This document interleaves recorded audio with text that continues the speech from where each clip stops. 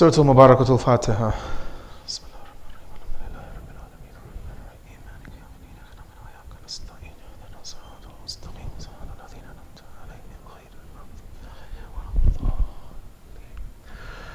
أعوذ بالله من الشيطان الرجيم بسم الله الرحمن الرحيم الحمد لله رب العالمين الحمد لله الذي هدانا لهذا وما كنا لنهتدي لولا أن هدانا الله والصلاة والسلام على أشرف الأنبياء وسيد المرسلين وشفيع المذنبين سيدنا ونبينا وحبيب قلوبنا وطبيب نفوسنا وشفيع ذنوبنا أبي القاسم محمد اللهم صل على محمد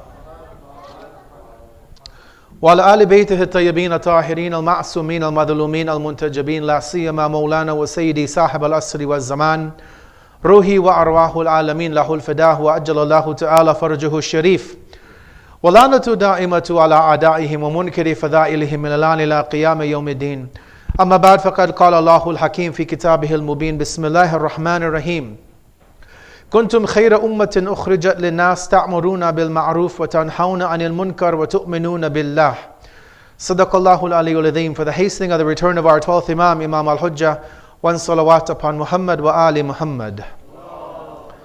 Allahumma salli ala Muhammad wa ali Muhammad. We begin by first off extending our condolences to the 12th Imam, the Imam of our time, Imam Al-Hujjah, and to all of the believers who are here tonight as we've gathered to mark the martyrdom anniversary of our 9th Imam, the Imam who lived the shortest life, the Imam who was killed at the age of 25, but yet left a massive mark on the history of Tashayyu, of the teachings of the Ahlul Bayt alayhimus salam, and that is none other than our 9th Imam, Imam Al-Jawaad alayhi salatu wassalam. Allahumma salli ala Muhammad wa ali Muhammad. And this evening as we mark his death anniversary, which occurred on the 30th of Dhul-Hijjah, so just a few days ago, I want to reflect on a particular hadith of the 9th Imam, on a specific aspect of Islamic teachings, something which is an obligation within our religion, but sometimes is misunderstood and is misused in certain quarters when people have tried to implement this teaching within their lives. Before I begin though, just a few points about the 9th Imam himself. As I mentioned that he is the Imam who was killed at the earliest of ages, and that is of 25 years of age. And this itself is a thing to reflect upon because, when you look at the history of the other members of Ahlul Bayt, when they were killed in their 50s and their 60s, many, if not all of them, were killed because of the fact that the government of their time found them to be a threat to the establishment. Because the Bani Umayyad, the Bani Abbas, these two principal governments that ran during the time of the Imams of Ahlul Bayt, alayhimus salam, because they found the Imams of Ahlul Bayt to be making an impact in society, not through a revolution of military conquest, but because of an intellectual, mental revolution, they ended up removing the Ahlul Bayt from the scene because their followers were gaining in number, because they found that these Imams were attracting the masses to them through their imparting of religion. They ended up removing them. And it's interesting to see when you study the very brief life of the 9th Imam that he's killed at the age of 25. When you think about it, in our day and age, a young man or young woman of 25, they're maybe just finishing university or somewhere in their post-secondary lives. They haven't really entered into the workforce. They've never really entered into the world to make an impact. Most of the people, there are obviously exceptions to this rule. But the fact that the 9th Imam can be killed at such a young age, it brings us to a realization that the Imams of Ahlul Bayt, yes, they were given a sense of protection by Allah. They had isma, infallibility, that was blessed upon them and conferred upon them by Allah. And yes, they had knowledge also given to them by Allah. They didn't go to a normal school like we have to do to gain religious awareness. But the one thing which they were able to gain, which was not imposed upon the people, is the love of the masses. And so when the 9th Imam, for example, has the title of At-Taqi, which we know him by, At-Taqi literally comes from the word of taqwa. Taqwa being a trait that we are asked to have by Allah, in which we can keep away from sinning, keeping away from going against the rules of Allah. For a young man of 25, especially in today's day and age, or a young woman for that matter, to have the trait of taqwa, to resemble the 9th Imam in that trait, obviously is something which is desirable. Because when we live in a society as we do today, which is full of sin, it is full of promiscuity, it is full of the ability for anybody to go and do whatever they want, but to follow in the footsteps of the 9th Imam and to try to ingrain taqwa within our lives, especially for the youth when they are surrounded by temptations from all sides, it becomes a very important trait and quality to imbibe within their lives. The other trait that we know the 9th Imam by is Al-Jawaad, the generous one. And again, generosity is something that we all have to look about in our lives. Generosity, as we know, is not just about money. People can come and write a check and donate thousands of dollars for a cause. When we feel passionate about something, when we feel that something is worthwhile, we will gladly open our wallets and purses to give in that cause. But generosity can also be reflected in the time that we give. The time that we give to our families. Most importantly, the time that we give to our community. The time that we give to the greater society. And so, when you look at the life of the 9th Imam, Imam Jawaad alayhi salam, we are told by the historians how he got this title. Or if not how he got the title, but how he manifests the title of being generous in his life. And the story goes like this, is that when the 8th Imam was summoned, so the father of the 9th Imam, when he was summoned to go from Medina to Khurasan by the Abbasid Khalifa of the time, he left the 9th Imam alone in Medina with the helpers, maybe some family members. He was left in Medina all alone as a young child. The 8th Imam is now in Khurasan. The 9th Imam as a young boy is at home. And he obviously had the means to support himself. The father had left money behind for him. There was money or income being generated. But the helpers, the people around the young man, he wasn't the Imam obviously, he was a young boy, but the helpers around him, they would advise him, they would say that when you go out, don't go through the front door because there's a lot of beggars outside. And if you go out and they see you being the son of the 8th Imam, they'll want some money from you. They'll beg, they'll ask for something. So our recommendation is that you use the back door. Leave the house from the back door. People won't be there. If they're not there, you don't have to give them anything. You can be miserly. You don't have to give away your wealth. You don't have to have this trait of generosity. The 8th Imam was given notice that this was happening, that his son would go through the back or another door. And he wouldn't give the poor when they would come to ask. And so the 8th Imam writes a letter and sends it to his son, again, who's living alone with a family and helpers. And he says that I've been told by people that you are listening to those advisors around you, the people who are taking care of you, the helpers of the home, and that you're going through the back door so that people won't find out that you're leaving, and so that you don't have to give them any financial compensation or assistance. The 8th Imam basically said that this is not what we, the Ahlul Bayt, are known to be. We are a family of generosity. We are a family whose root, whose foundation is, as we say in Ziyat al-Jamia, that your usul, your principle is karam, is nobility, is graciousness.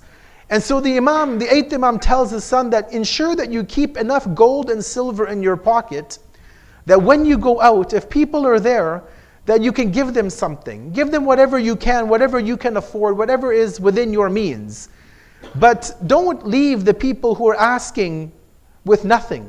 Because as Amir al-Mu'mineen, Imam Ali used to say that it is better to give a little bit in charity than to give nothing. So even if you don't have wealth and fortunes to give in charity, at least a little bit that you can give to help somebody out is better than giving nothing at all. Sallu ala Muhammad wa ali Muhammad. Coming to the theme that I want to look at tonight in the time that we have available. This picture symbolizes what I want to look at tonight of the concept of Amr bil Ma'ruf and Nahi anil Munkar, of enjoining the good and forbidding the evil. And many of our scholars of akhlaq, when they speak about this obligation, they give us this example of a few people riding in a boat. And obviously the boats that we have today, the cruise liners and steamships, those are a completely different example. But if you're in a small paddle boat, a small rowboat, and a few people are on the boat, and the people at the back of the boat decide, well, this is my area of the boat, this is my part of the boat, I can do whatever I want with it. So I'm going to drill a hole in the bottom of my boat because this is my portion of it. What would happen? It would not only affect that water coming in the boat, would not just affect those two or few people, it would affect everybody, because eventually the boat would sink and everybody would end up drowning.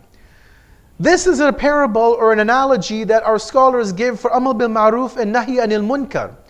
When we enjoin the good and forbid the evil, it is because goodness affects the entire society. And conversely, when evil and sin becomes rampant in society, it affects everybody, the good and the bad. Nobody really is left alone when it comes to what happens as the outcomes of sins when they are allowed to proliferate in society with people not taking a stand and speaking out against it. But the question comes is, what is Amr bil Ma'ruf and Nahi anil Munkar? We know that it is one of the furu'adeen. We know that as we teach our madrasa children, that the furu'adeen are 10. We know that there's praying, there's fasting, there's hajj, there's jihad, there's khums, zakat. All of these things are part of the furu'adeen. These things that have been put together, as we know that there's no hadith in which the furu'adeen and usul-adeen are based upon. This is a latter innovation in Islam that our scholars brought in to try and encapsulate the basic primary teachings of our religion. But what is this concept? Why is it so important? Why do we have so many verses of the Quran, like the one I began with, in which Allah tells us, "Kuntum khayra ummatin ukhrijat linnas," that you, the Muslim community, you are the best community which has been brought up for humanity. And Allah tells us why we are the best, not because of prayers or fasting or charity or any act of goodness. He says that ta'muruna bil ma'ruf wa tanhawna anil munkar. It's because of the fact that when you need to, you encourage other people towards goodness. You try and spread goodness in community, in the society. And you try to dissuade people from what is wrong, what is bad within a society. Allah shows us that Islam as a religion and the Muslims as a community, that these two aspects of the furu'adeen are why we are deemed as being the best community raised up for all of humanity. Now incidentally, all of the prophets that we read about in the Quran, they were all charged with this. It's not just that, Muslims, we are only obligated. No, whatever Nabi Adam taught, whatever Nabi Nuh, Ibrahim, Musa, Isa alayhimus salam, what all of them taught were the same concept. They may not have used that terminology, but it was a fixture of their religion. Just like salat, our namaz that we perform, it was there for all prophets. But they didn't pray 2 rakat fajr, 3 rakat for maghrib. They didn't pray in that format. They had the concept, but in different ways.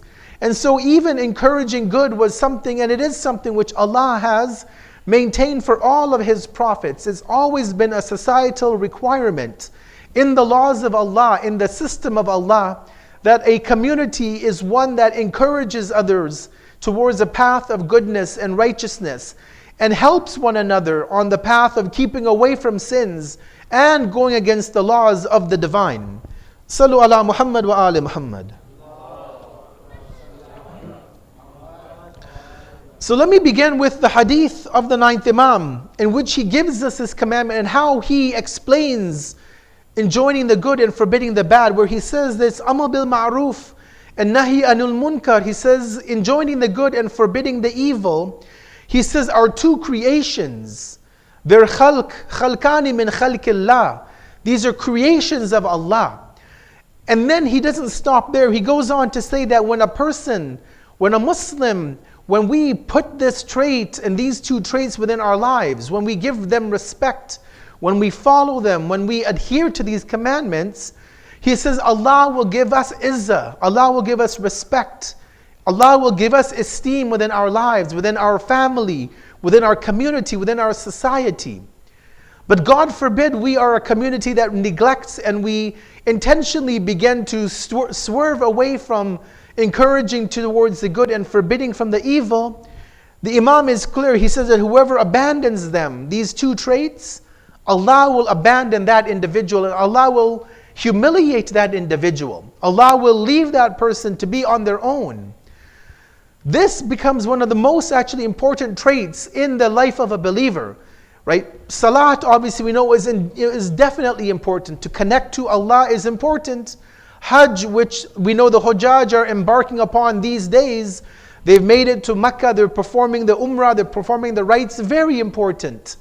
But when the hadith speak about Amr bil Ma'ruf and Nahi anil Munkar, it's interesting the examples that they give. For example, our first Imam, Imam Ali ibn Abi Talib alayhi salatu wassalam, Allahumma salli ala Muhammad wa ali Muhammad.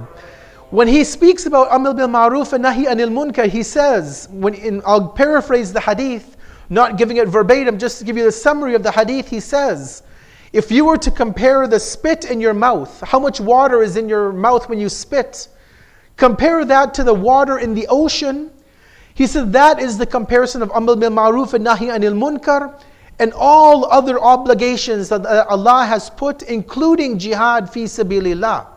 So you take the salat and the fasting and the jihad and the khums, zakat, tawalla, tabarra, all of these things on one side, and you put just Amr bil Ma'ruf and Nahi anil Munkar, just like the spit of our mouth, how much water there is compared to the ocean, you can't compare the two. And Imam Ali says that is the level of importance of this obligation. And that's why I call this lecture the king of obligations, because it really is the pinnacle. If you don't have this trait, if we as a community don't have this trait ingrained in us and we don't perform it, guess what? Everything can crumble. Our prayers can be reduced to just mere actions, even if they even remain. If you're not encouraging people to good, there would be no fasting, there would be no hajj. People wouldn't give in charity, people wouldn't love and hate for the sake of Allah. Everything would be wiped out, because everything does rest on this foundation of encouraging one another, encouraging and helping one another to do good and to keep away from evil. And that's why the Imam shows us in this hadith that I want to now elaborate on this topic tonight of what does it mean to do Amr bil Ma'ruf and Nahi anil Munkar. A point that we always have to keep in mind is that when we engage in this action, is that our goal as believers should always be to guide. It's not to embarrass people.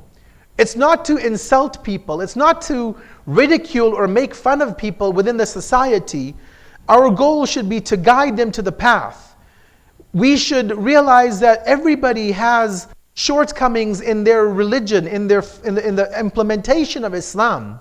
Sometimes people don't practice something because they just don't know about it.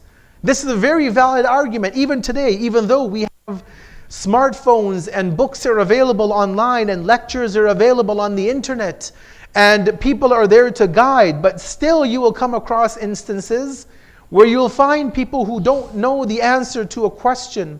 They don't know a specific issue in Islam. They don't know maybe every single obligation and every single prohibition. And so ultimately, whenever we talk about this topic and theme, we have to realize our goal should never be to insult or humiliate another believer. It is always about guidance. It's not about making fun. It's not about mocking. It's about how can I help this individual? How can I guide somebody who might not know what the right path is in life? And we'll look at other examples if we have time tonight about how to enact this according to the Maraja. But this at the first level is what we have to appreciate and what we have to understand. I want to look at the topic now in 3 brief points and we'll conclude tonight. One is that why is this a part of our faith? Why is this concept of working with others in a community or a society, why is it there? Why didn't Allah want us to be a religion of individuals, that I do what I want to do and you don't tell me what to do? Why did Allah not make this religion a selfie religion that is just about myself? Why do I have to think about other people? Number 2 is that does it really work? Does it really make sense that you can talk to somebody and get them to do something or get them not to do something? And number three, just I want to go very quickly over some of the rulings given to us by the scholars of what the rulings are of how to implement this obligation. First is that why is this a part of our faith? When we look at those furu'adeen, those 10 that we have, and I was looking at them and reflecting upon them, I would say anywhere from 50 to 80% of them, so between 5 and 8 of the 10, are based on the community. They're not individual. The namaz, yes, it's an individual action. If I don't pray, my not praying will not affect anybody else in the society. It may have indirect ramifications, but at a direct level, my non-praying or non-fasting will not affect anybody. Today, many Muslims, for example, don't fast. Either that they can't or they don't want to. But that doesn't affect us directly. There's no direct ramification. But for example, if a community of believers would stop paying the khums, would refrain from giving zakat, that would have a direct impact on the life of many people around the world. It would affect the building of our centers. It would affect tabligh and propagation of our religion. It would affect the widows, the orphans, people who can't work. They would be directly affected by this. So that's why I say that a majority, between 50 to 80% of our furu'adeen, they have direct impact on one another. When we leave them, that will have an impact on somebody else. So Islam is all about a community. It's all about working together. It's about praying together, which is why we have Jamaat Salat. It's about eating together. That's why it's mustahab to feed one another in Ramadan, to have iftars together. It's about Hajj is a communal action. 2 million people are there. You don't have Hajj with one person on his own, in an off season. It's not like we go on vacation and we find, non-peak season to fly overseas. It's only in 1 month in Dhul-Hijjah, and that only in 3 or 4 days. The Hajj is completed. You can't go in Muharram and do Hajj. Even if you have $1 million or $1 billion, Hajj would not work in that month. So Islam is a community religion. It's based on working and looking out for one another, helping one another, encouraging one another in the path of goodness. And so this becomes one of the obligations that we have. And in fact, as we know that Muharram will begin in less than 30 days. And when we study the movement of Imam Hussein alayhi salam, it's clear when he wrote that letter to his half-brother Muhammad al-Hanafiya, where he told him that I'm leaving and making this stand for no other reason but أريد أن آمر بالمعروف وأنهى عن المنكر. I'm doing this to enjoin good and forbid evil and to follow in the path of my grandfather and my father. He didn't say I'm going towards Karbala to establish salat or to make hajj or to do, pay the khums or zakat. It was about Amr bil Ma'ruf, because he realized, as I just mentioned, that all good actions are built upon this foundation. All actions are within the foundation of enjoining good and forbidding the evil. But does it really work? Does me talking to somebody, or one of us talking to somebody and saying, what you're doing is not right, what you're posting on social media, you should maybe think twice about it, would that really work? And if we think about the world that we live in today we watch television, we see a 20-second commercial or a 30-second commercial for a particular food product, and then we go to the grocery store and we see a wall of cereal, for example, or whatever product, and that commercial that we saw on TV will stick in our head and we'll see that product on the shelf, and a 30-second commercial will change our mind to pick up something off the shelf and try it.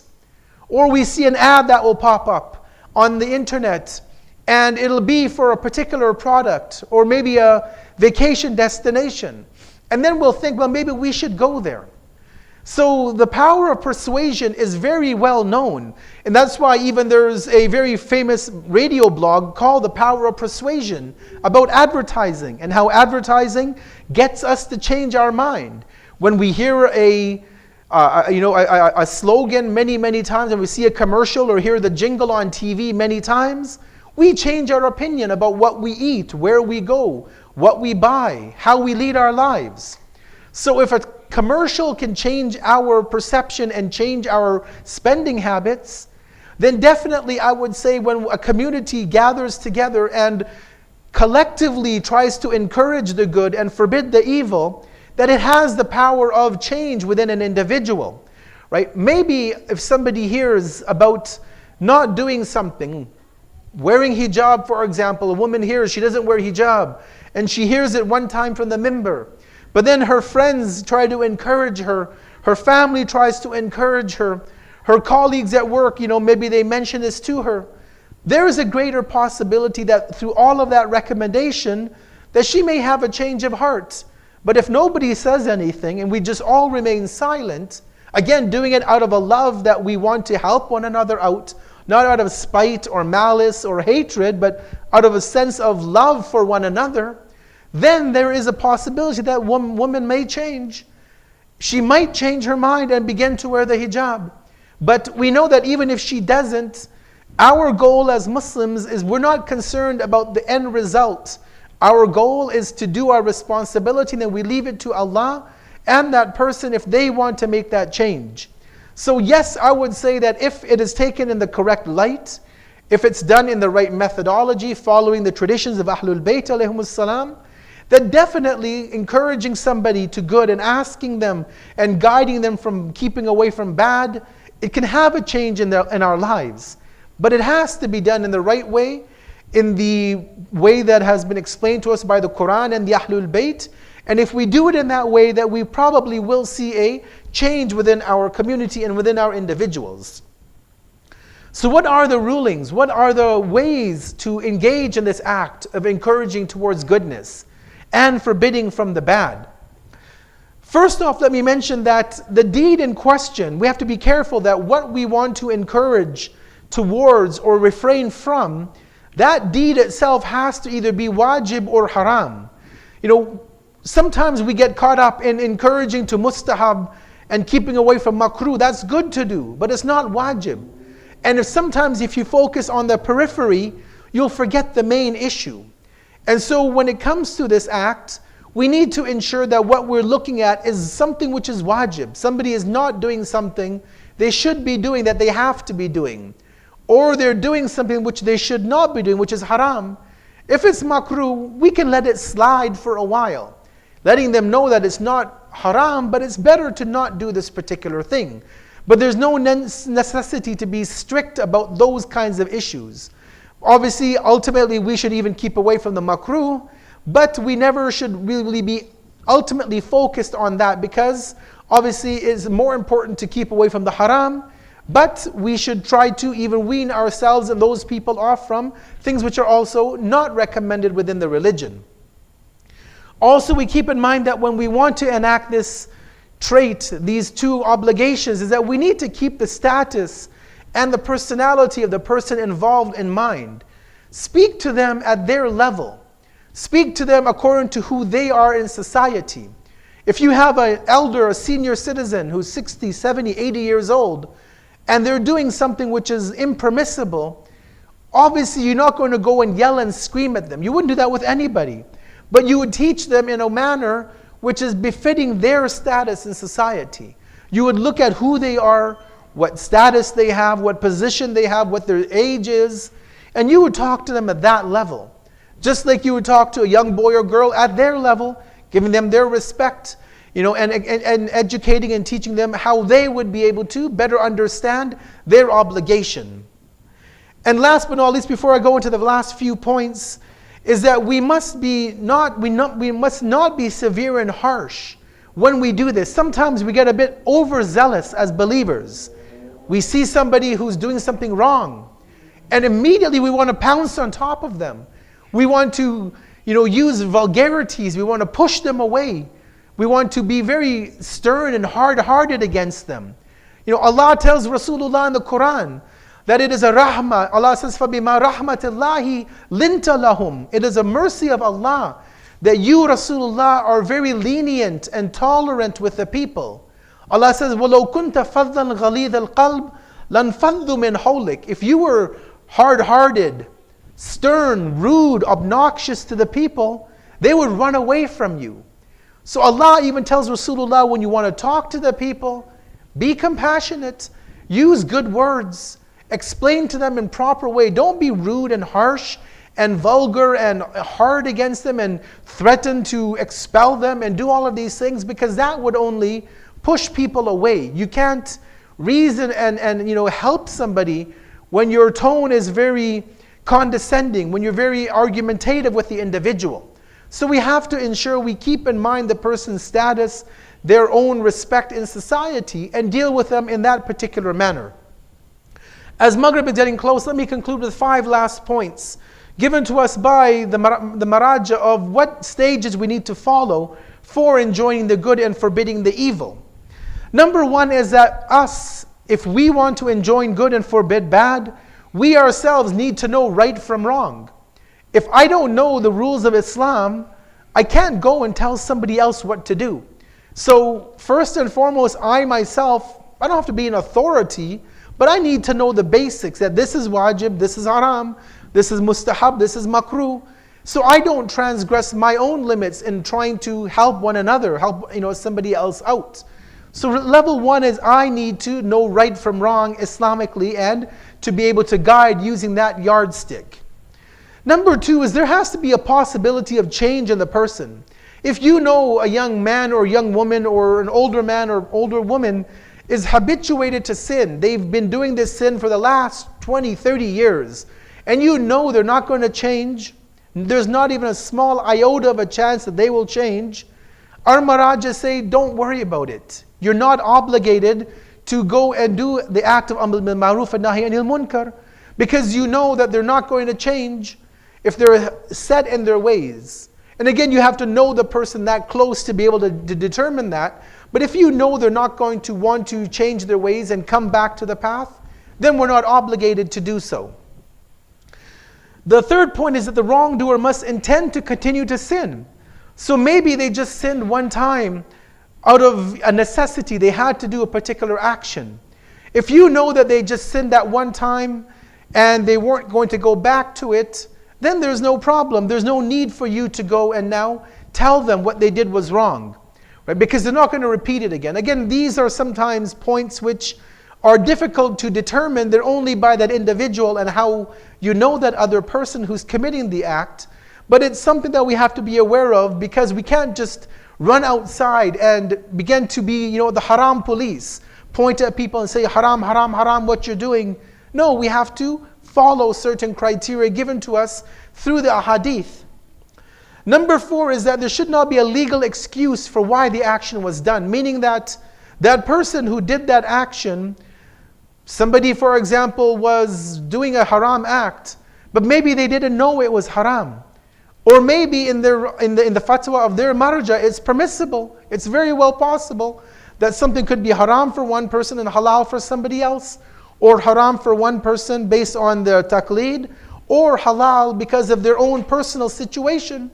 For example, to keep a beard, we know it's haram to shave a beard. There's no doubt about it. 99.9% of Marajas say it's haram to shave.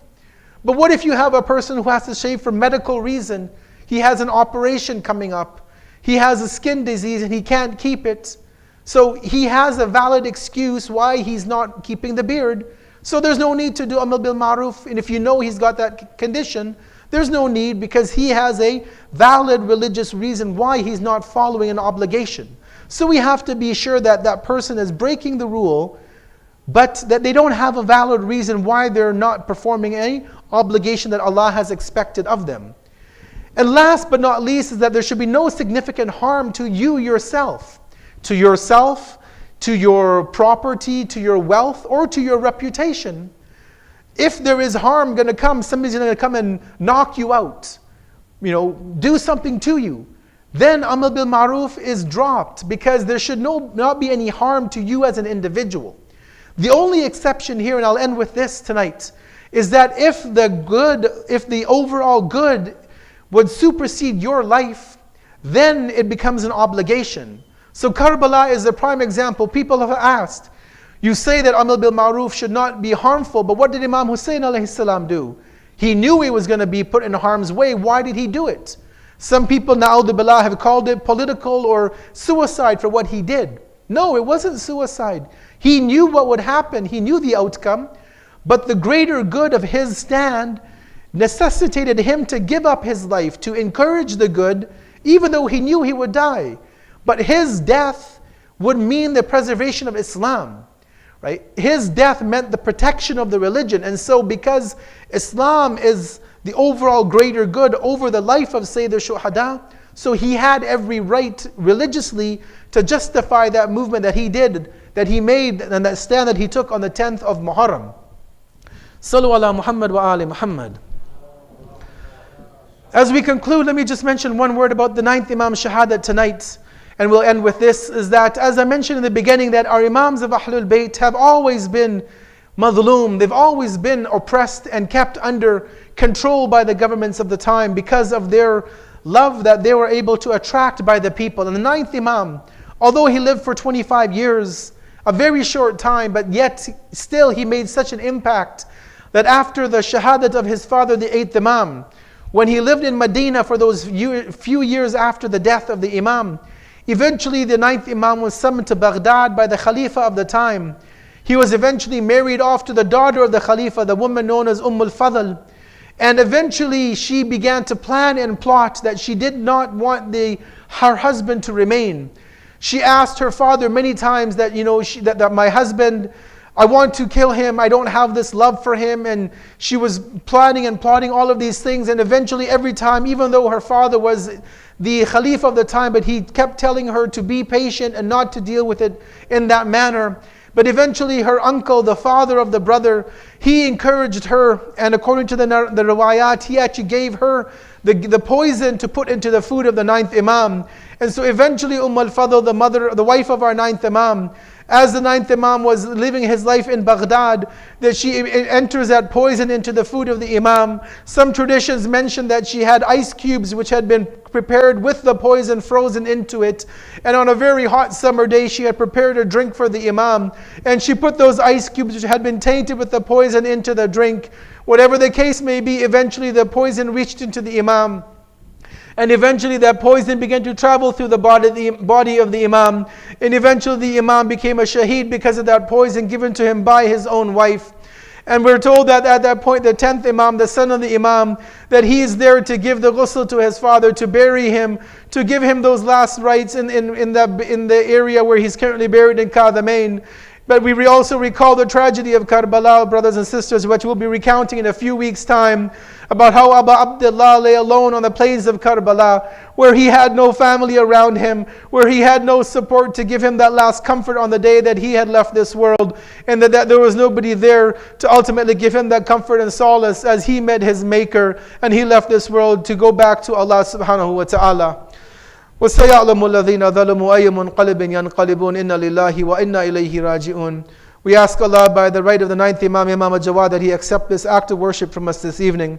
We ask Allah to give all of us the shafa'at of Imam Al-Jawaad alayhi salam on the Day of Judgment. We ask Allah to give us the ability to perform the ziyarat of Imam Jawaad alayhi salam and all the Imams of the Ahlul Bayt in this world. We ask Allah to grant all of those who are sick from within our community and our family and friends a quick recovery from all of their illnesses. We ask Allah to forgive us our sins, to keep us all on the path of Muhammad and Ali Muhammad. And we ask Allah to hasten the return of our 12th Imam, Imam Al-Hijjah. ربنا تقبل منا إنك أنت السميع العليم. صلوا على محمد وآل محمد.